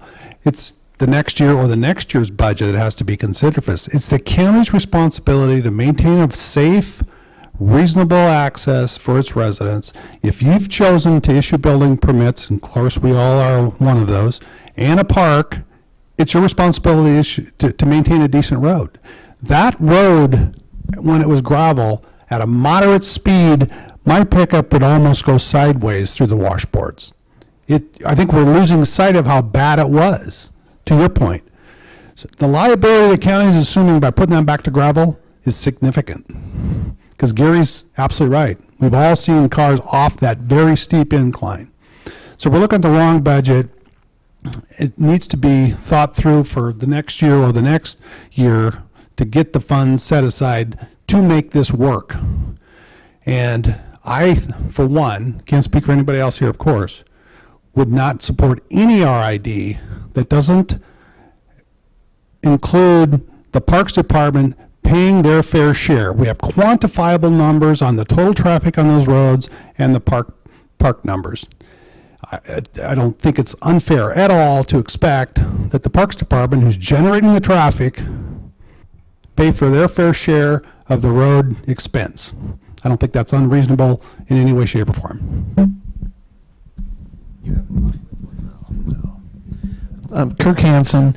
For a couple things. One, I want to make sure that we talk about Stevens Creek, and that's why we're here, right? But I want to make sure everybody understands Sharon Road's a partner in this too. We have a lot of homeowners up there. Most of the people on Sharon Road actually contributed to that $60,000. So we're all a part of this, and we want to be part of the plan and the solution. The second thing I want to emphasize what Kent had said, which is the gravel road, which exists, the reason that we're here today was because the gravel road prior to it being paved was not good. It was horrible. And the park didn't even exist then. So it was really, really bad, and there was no park. The pavement has come in, it's been great. To take this back to gravel long-term is not a good solution. I just don't think it is long-term, and I think most people here would agree with that. And I guess the final thing is, does Spokane County not pave any road? No, there's no road in Spokane County that gets paved without an RFID or an RID. The only I've been with Spokane County since '91, and oh, I'm sorry, I thought I was.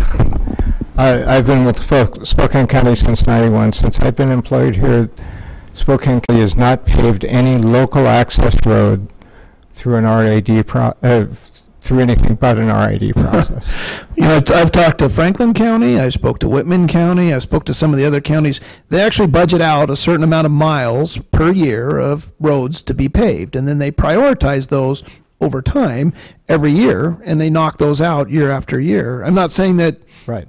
I'm just saying that's how other counties do it, and I just find it hard to believe that there's not one road in all of Whitman, in all of Spokane County, ever going to get paved without an RID. I think that if so, then there's probably some things that need to be changed in the county, which is, hey, we're all paying taxes. There's got to be some number of priority of roads within the county that need to get paved. It's in South Spokane County, North Spokane County, West Spokane County. But I mean, that would just be my thoughts on the matter, I guess. And that's a 2-hour-long conversation, and I like to have that conversation with folks, but it's probably not. We probably don't have the patience for it tonight. But in reality, and you can look at our budget, and not that anybody can really look at anybody's budget and really see anything really, but we have not put any dollars into any pavement preservation or reconstruction dollars into local access roads for the last 4 years. All we're doing is responding to emerging conditions. The rest of our dollars are going into our arterial network. So if somebody built a skyscraper or whatever up at the top of Stevens Creek Road, still going to be gravel? It's the tour bus. Obviously there's some land use issues that go along with that, and that's not supposed to happen. At some point, we've got to have the Sure. county contributing to, we expect the county to maintain the roads and put in paved roads. Right. Can you publish the budget? Can we see the budget? Absolutely. It is published, but if you'd like, I would personally give you a copy, Gary. Well, we pay over $15,000 tax. We just one house. $2,500 goes to the road department. Right. About out of $15,000. Right. It must be $100,000 that's generated from the houses on those two roads that go to the county road department. What about us just getting our own money back to do what we need to do? Well, so that's a really good conversation. So talk about the $10,000 a mile to maintain. Asphalt roads cost twice as much to maintain as gravel roads. Just do. It's just the way it is. I can show you that analysis. Gravel, you get me a grader, and I'll guarantee you that it won't be $10,000 a mile a month. It'll be Right. That's a year. So we're looking at that road. That's 30 grand of that 100 grand. Now we do snow removal. We do ditching. We do we do all kinds of stuff. We put $100,000 into projects like this. It's expensive stuff. It really is. We're non-union. This homeowner deal. If you get Me too. Do a contract with you, and we'll take care of the gravel road if you go gravel, and we'll do it for 10% of the cost. Well, that's something that we've considered too. So I think one of the things that this is kind of a different conversation on the taxation stuff, but I will say this. I worked for the county the first time for 33 years. And I believe that probably one of the most misunderstood things in our constituents is, whether you live like me in the Meade School District or CV or Freeman or wherever you live, is people's getting their arms around how much I pay in property tax, where does it go, and how much of that is dedicated to roads. It's shocking how little of the taxes go to roads. It just is. He never has asked it. I'll get back to you. We're taking all the newbies first. So I'm John Rayburn, and so I'm still a little confused. So it sounds like it has to be an all or nothing decision to rip up the road and turn it back to gravel. But if you were to walk that whole 2 miles of road, there are lots of sections that don't have any defects in it. So can't there be some of that road that can stay the way it is and then tear it up where it needs to be? But some part of that road is already, is not degrading. Right. And I'm sure I wasn't very clear. It's really clear in my mind. You guys don't want to be in there. What we're seeing is a progressive failure on it. So, when we talk about the risk, I'm sorry, am I not there? When we're talking about the risk of the progressive failure, if we do 200 feet and then come back in 3 months and do another 200 feet, by the time we get a mile done, we've already spent 400 grand, and we haven't solved it. You see what I mean? You haven't got, yes, you have a road that'll last another 2 years, but we're back in 2 years. It doesn't. It's like painting a house that the paint's failed on. You can cover it up, looks really nice for a while, and I'm sorry, that's kind of a old hackneyed analogy, but that's truly what it looks like. Unless you do the full meal deal, you don't get there. So it's still no worse. If we could still maintain the good parts of the road for another 2 years, we still have benefit from that. versus just grinding the whole thing up and sifting it? Oh, certainly. No, I get you. But in the end, we spent another $100,000 on the patches, and then you would have another $100,000. So every 2 years you're doing that, and it never stops. If you do the reconstruction, it's a 20-year design life. So instead of 200, instead of the huge number, you spent the number up front, and then you can afford to maintain it. It just doesn't balance out. So it is all or nothing. When the snow starts, it will all get ripped up and start. Well, in my opinion, the first step to this is to reclaim that surface. It has to happen. There's nothing I can come up with that fixes it for any length of time. So good evening, I'm Jamie Bowman, a relatively new resident at Jason Hill Lane. I have questions about the consequence of returning to this gravel road. The first is, do we know if there'll be any change in school busing format on a gravel road going all the way up to the base of Jason Hill? School buses, I have not had, that's a really good point. I'll have the conversation with the school district. They traveled up there before. They travel up 1,000 miles of gravel road in Spokane County. I've never had a school say, no, we're not going to serve kids because they live on a gravel road. The second consequence I wondered if we've thought about is snow removal. I'm a family physician. Access is a huge issue for me, and often at all hours of the day. And I will admit I've been really disappointed with snow removal on Stevens Creek. We do fine on our shared road, but Stevens Creek is often a mess, and quite a dangerous mess when you have to travel. Will that change? Will snow removal change at all? That's not our intent, except maybe to get better at it. I hadn't heard those conversations. Yeah, and we can look into how we're sequencing it, but generally our priority routes, we take care of the arterials first. Usually bus routes. Right, bus routes are usually the priority routes, and it often is not planned for the bus. When we talk about, we talk Palouse Highway is a priority route because of the high volume, high speed, and then we step down and pick those up. And if we're not getting there quick enough, we need to revisit that. And I'll do that with those folks. Usually 5 days is probably too long. Yeah, usually. That's the average. It takes 5 days to plow up to the bus turnaround. Well, yeah, we do our own part, and for whatever reason, I don't see no one puts their plow down on Stevens Creek and goes down the road. It's all just rutted out because I think they're afraid of a liability concern by putting their plow down on the county road. Oh, you mean your contractor? They don't plow it. I got it. The third consequence is the road mile per hour. We've heard a lot of concerns about the safety in returning to gravel because it will be a slippery road. Is there any plan on posting mile per hour signs, and will that change? We will revisit that. Generally speaking, our baseline speed limit on gravel roads is 35 miles. And in a lot of situations that works, but in this situation we need to look at that and see how that. But I would. Gravel roads are not always more slippery. There are conditions where asphalt roads can be more slippery, particularly in the wintertime. Okay, if I may, a couple of observations and a couple of questions.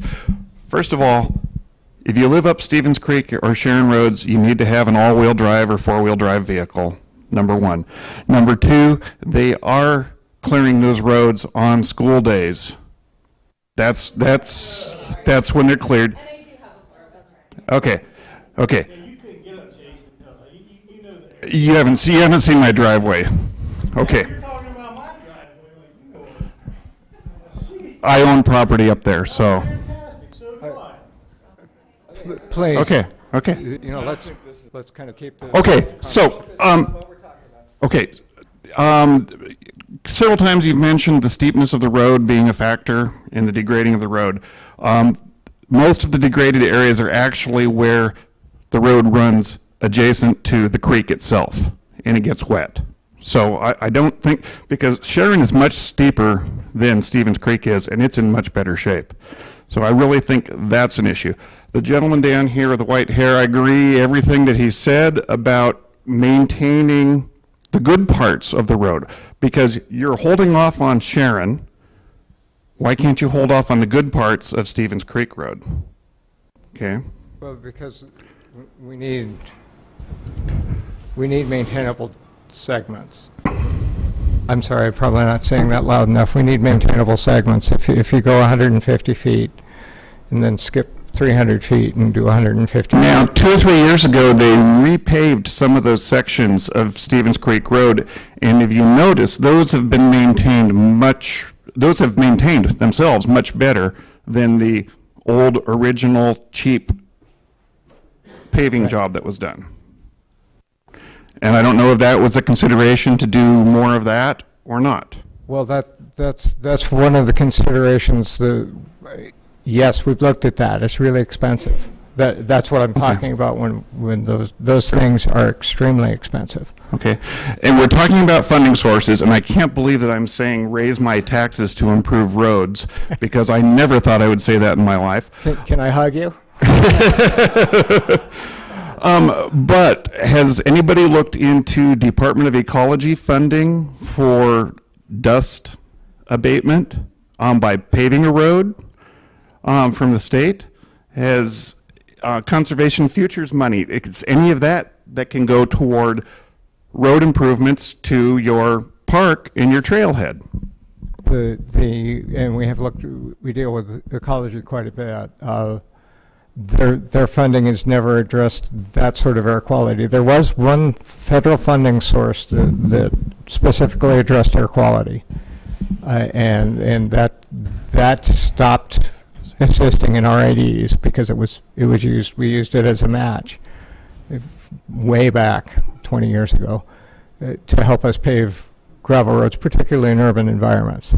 That was limited to an urban environment because it was associated with the air quality there.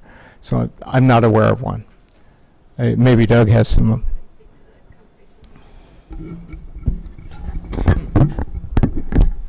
Okay. I'm going to have to face the wall and talk backwards. This doesn't work very well. With regard to Conservation Futures, we're limited to, I guess, acquisition-related costs.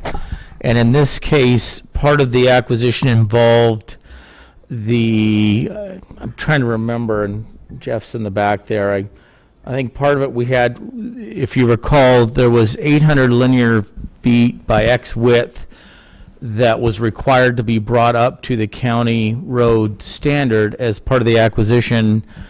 In order, I think more as part of building that trailhead parking lot, we had to widen the road and improve the road up to the county standards. So at that time, that was, I guess, an acquisition or related expense with this property. So certainly funds, I guess, in that sense, were used as part of the acquisition and the negotiation. Beyond that, they're really very specific to the properties themselves, and we're not able to go out and build roads, I guess, that lead to the properties. And maybe if it's a road within the property that's required for circulation or maintenance and operation.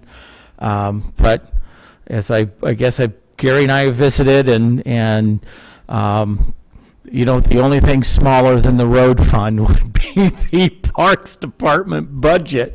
My goodness, we're probably 1% of the road fund. I don't know if we're even that, but maybe we're more, maybe we're less. I don't know. But I tease Chad that he has the road fund to build roads, and I have a cup on the corner that we use every year to try and build parks, and we have had some great success with competitive grants.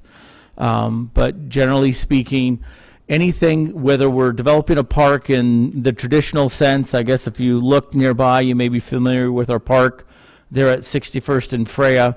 We absolutely went through the development process. We had to widen the road. We had to curbs, gutters, sidewalks, additional asphalt, like anyone else that would be built. So each project we do is individually evaluated before we complete it to make sure that we are contributing like any other project or individual, whether it's a private homeowner or a business or a nonprofit.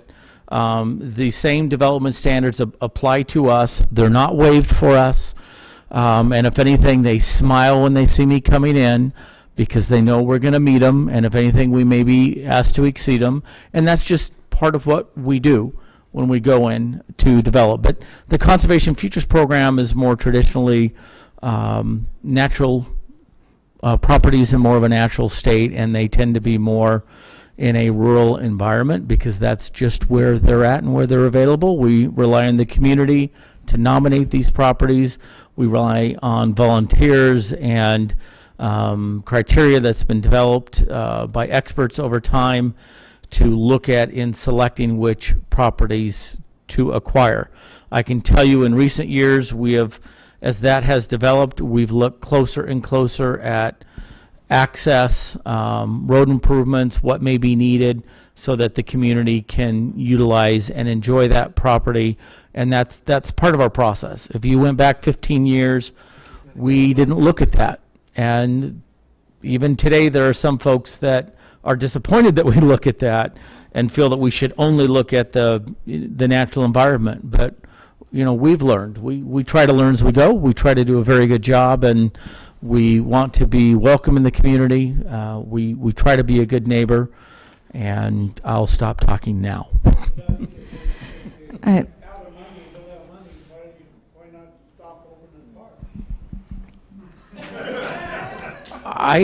guess I don't know that we've added a lot of parks. The Conservation Futures Program, we've been very successful in leveraging additional dollars, grant dollars, working with your tax dollars for that program to bring other tax dollars that would have gone to other projects in the state here. And we've been very fortunate and very successful. I don't know about all that, but I know about money. Mm-hmm. You got the money, you do it. Okay. I just wanted thoughts. to readdress his questions. His first question wasn't answered. His second one was, and it looked as though the commissioner was heading to a microphone to answer the first one. And then I was really curious to hear that answer. So his question was, if the whole of Spokane County voted for more parks, then why isn't the county fund responsible for paving Stevens Creek rather than the residents in that area? So I was really interested in hearing her reply to that. Has she left the room? Just left.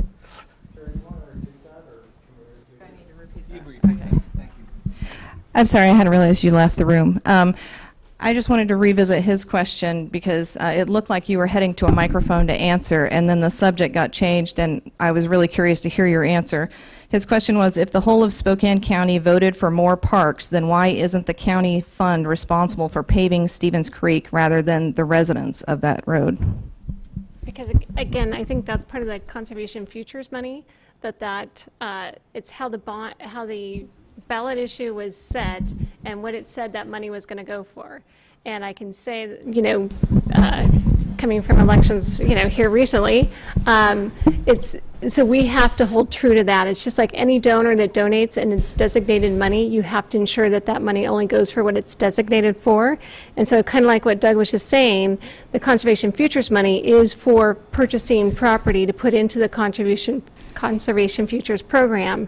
And it is not for, you know, roads and all of that are leading up to it. So that's what we have to figure out as we do that, which is why when we talked about the trailhead for Glen Rose, that was scheduled out 2 years from now, and we worked really hard to figure out how to work the budget to make it happen this year to help alleviate the concerns, a lot of the concerns on Stevens Creek. So that was part of our plan when we looked at trying to move that up the process, was to then help, you know, hopefully alleviate some of the traffic that's going down Stevens Creek. But if the county as a whole voted for more parks, then why doesn't the county as a whole pay for the roads going to those parks? Not, I mean, you know, Well, because special taxes for us only. right, but it's like, so the county as a whole, I mean, we would have to look at that, but again, that's part of the funding with the roads department. Partly, I don't want to get into accounting, there's different funds for all these different things, and the roads department has its own fund, the general fund has its own fund, the parks has a different fund, that those monies are dedicated for those funds. Now, the general fund can take money out of the general fund to help either one of those funds, because the general fund can benefit other funds. Those other funds can't benefit back to the general fund. Last year, our budget deficit was so much that, we were in a crisis mode, trying to fix our budget deficit. So we weren't taking sheriff's deputies off the streets. I mean, that was some of the choices we were having to make last year in our budget cycle. But isn't land use 101 to say you can't put an improvement in it, I would say yes. I am learning a lot about land use in my last 8 months, and those were all decisions that were made prior to me coming onto the board. So for me personally, I can say again, I'm having the conversation with my fellow commissioners as we allow these things to happen, we need to look at what we're going to do to have those roads and make sure that citizens can access them and it's not affecting the other citizens. Okay, and then we're going to just do like... They're respectful of each other. Yeah, and we're going to just do a couple more questions because it's 8 o'clock and I really want to... I promise you Okay, guys let's are make done. this quick then. One of the biggest failures with the current Stevens Creek Road and Sharon Road project wasn't just the failure of the surface, but the failure of expectations and communications. I was one that worked with Gary and a bunch of others trying to put that whole thing together and get it done. And it's really, from a managerial perspective, it was a disaster. So as we go forward and we want to look at those 3 options, how do you envision that happening? Because if it happens like the previous, this experimental road thing, it's going to wind up not the way we want it. Yes. So I guess kind of how we were just talking about how to, put this together, wrap this up is I think, I'm not an expert on roads, so I'm relying on our expert staff, and so the road is going to get ground up come next week. And so that's the first step that has to happen. So based on that, though, I am happy to have in 30 days a conversation so we can, I don't know if that's enough time, Chad, to kind of get some preliminary numbers together? Or do you need a month and a half? Well, no, we could certainly do that. Generally speaking, the way I envision it coming together is that you folks talk, and then we get some subset of folks that are enthusiastic about this to get a hold of us. We sit down with our experts in putting these districts together and start talking about what options we can look at, and they require different estimates. That's why we get there. And then when we get that out, when we get there, we'll have at the end of that, we'll have a package that looks like, okay, here's the cost of the project, here's the assessment per parcel. Is this something we want to go forward with? And then generally what we do at that point is have a meeting with the whole district, kind of like this, but hopefully closer to your house, and sit down and say, okay, this is what we did. These are the numbers that came together. This is what it would look like. This is the schedule, all of that stuff. And then people get a chance to talk about it and ask, did we look at this? Did we look at that? And then we go forward with a vote. If everybody's saying, if we've got a plurality of people saying, yeah, we want to go. So that's. Well, that's a good, to create an R&D like that generally takes a year after formation. We've got a number of projects like Jerry's Road that's in the hopper. We actually have 37 of them right now. And so there's a viability process. I've started a discussion with the board of how to get through that. We at most can only build 2 a year. That's kind of our capacity right now. None. So that's a consideration. Sorry? But The only definitive answer on our road is that there's no definitive answer, and then it's going to tear it up and see where it goes. So how many more questions are we going to take? I would say one more, but. One more, so where what- you get to close the show, right? What he's Closing. saying, just a second, so what he's saying though is that, I mean, this process can happen sooner. We just got to make sure they have time to get everything together, to have a group come back and talk to the roads department. You know, so that can happen all through the winter. Sure. So that way next year we're ready to talk about what you guys think your options are. I don't know. Good communication is always going to be the key on The that. process, when after it's created, after the district is created, it can happen within. Oh, now you're putting me on the spot. It depends on when it's created. But if it was created now, we could build it next year. You know, if it's created. This lady, go ahead, please. One of the main concerns, besides all the road issues, is the maintenance to the road. That needs to be addressed. That needs to be looked at, because no matter what the road's going to be, the maintenance has to be done, and it's been a disaster. So I want to make sure that's part of the conversation, that the maintenance is definitely addressed as far as when you guys are going to come out, because it shouldn't be everybody in the neighborhood calling before you do. Right. Well, and that kind of wraps into the rest of the discussion. I agree with you. Earlier, you were very specific when you said that local access roads don't get paved. You don't pave local access. I think our roads stopped being local access when the trailhead got put in there. And I'm just curious what other designations, because I'm guessing local access is specific in the framework of your documents. Yes. What other designations are there to get? Okay. There's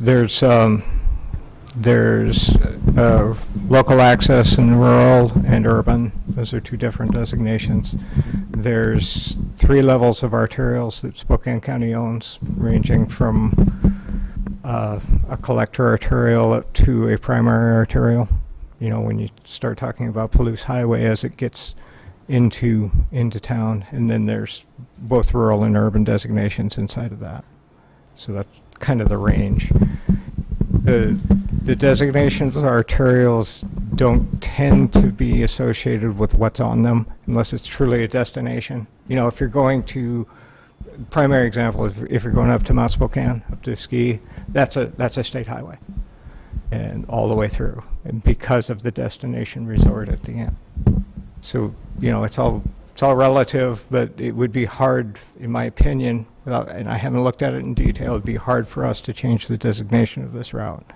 And we're not the only ones that weigh in on that. The feds, the Regional Transportation Council weighs in, and then the state weighs in, and the feds weigh in on that. So you guys all get to weigh in when you change that, but right. We didn't really get to weigh in when we put in a trailhead on our side. Gotcha. I know there was a pre-existing one on the Spokane Valley side.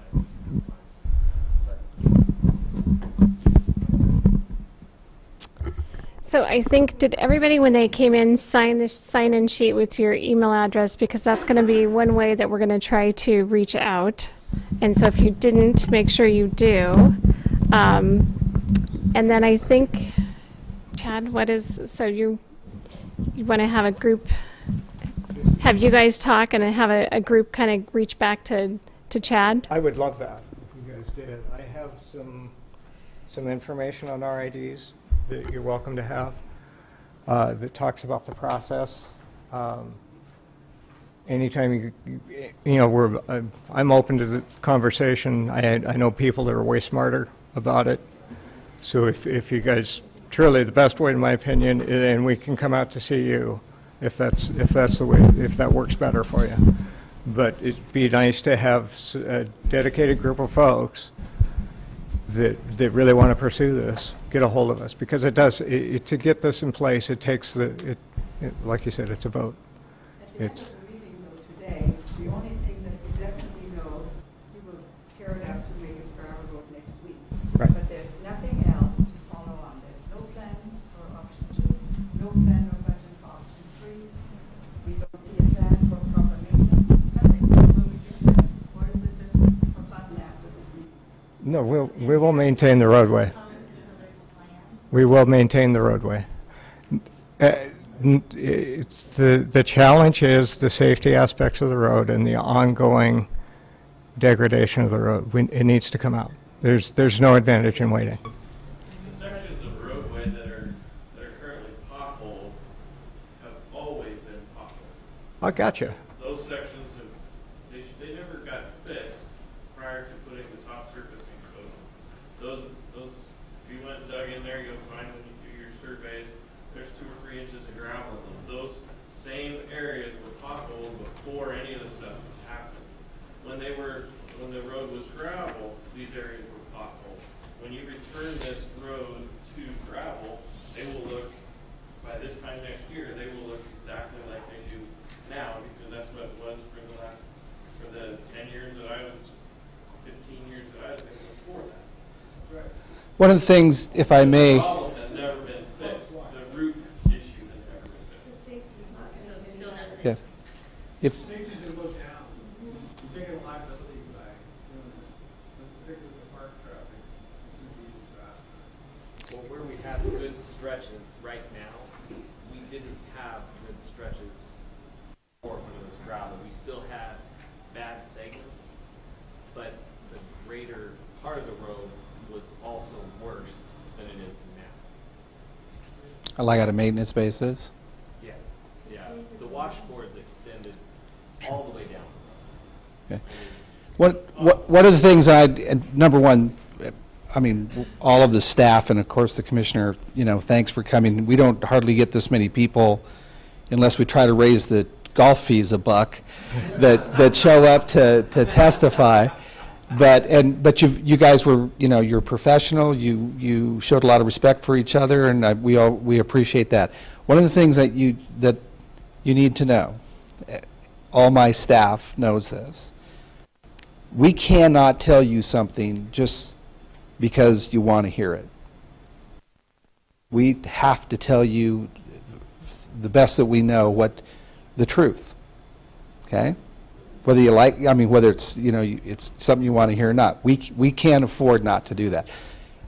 I'm going to kind of pick on Chad a little bit. Did you notice kind of how hesitant he was for the ballpark estimate? Did you notice that? And then it got really, you know why? Because he doesn't want to be held to a camera. No, see I'm not going to take issue with you. I'm going to tell you why he did that. Because if you throw out a number, even if you say 1,000 times this is an estimate, that number sticks, doesn't it?